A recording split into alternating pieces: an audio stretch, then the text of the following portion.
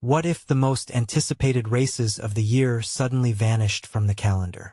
Imagine this. The final few rounds of Formula One, traditionally held in the glittering deserts of Qatar and Abu Dhabi, are now in jeopardy because of a conflict thousands of miles away. And here's the kicker.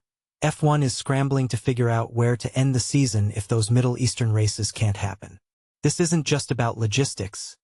It's about power, politics, and the fragile dance between sport and geopolitics. Let me break it down for you. Formula One has always been a global spectacle, but it's also a business that thrives on stability. When the US-Israel war on Iran started causing ripple effects across the Middle East, the organizers had to make a tough call. They set a mid-September deadline to decide whether to keep the races in Qatar and Abu Dhabi or pivot. But here's what's wild. Even as they're making these plans, they're already selling out those events. That tells me something. Despite the chaos, the allure of those iconic circuits is still undeniable. But what happens if they can't happen? The entire end-of-season narrative changes overnight. Now let's talk about Imola. Yeah, that old-school Italian track, home to Ferrari and Kimi Räikkönen's legacy, is suddenly back on the table. It's not just a nostalgic choice, it's a strategic one. Imola's got history, but it also has weather issues in November.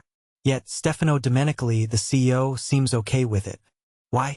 Because he's prioritizing continuity over perfection. But here's the thing.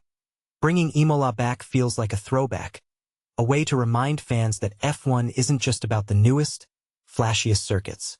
It's about tradition. But is that enough to keep viewers engaged? Or does it risk alienating the younger crowd who crave innovation? Then there's Las Vegas. The idea of F1 racing under neon lights in the middle of the desert sounds like a dream. But Domenicali said no. Why? Because he doesn't want to ruin a jewel that is growing. Wait, is Las Vegas not a jewel? Or is he worried about competing with the NFL season? This feels like a missed opportunity. Las Vegas could have been a game changer, a way to tap into a whole new market.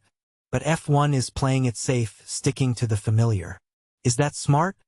Or is it a sign that they're afraid to take risks in a world that's changing rapidly? And don't get me started on the bigger picture. F1 is talking about expanding into Africa, Asia, and South America. That's ambitious, but it's also a gamble.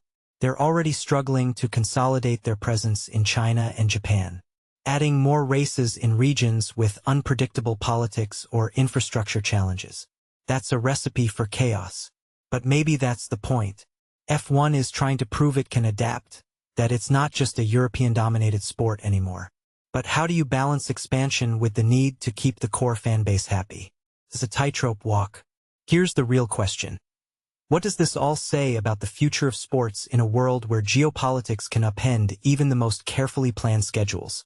F1 is a microcosm of that tension. They're trying to be global, but they're also deeply tied to regions that are now politically unstable. The mid-September deadline isn't just about logistics. It's about power. Who gets to decide where the world's most prestigious races happen? And when the answer isn't clear, the sport itself becomes a pawn in a much larger game. So what's next? Will F1 end in Europe? Or will they find a way to keep the show on the road? Either way, the drama is just beginning.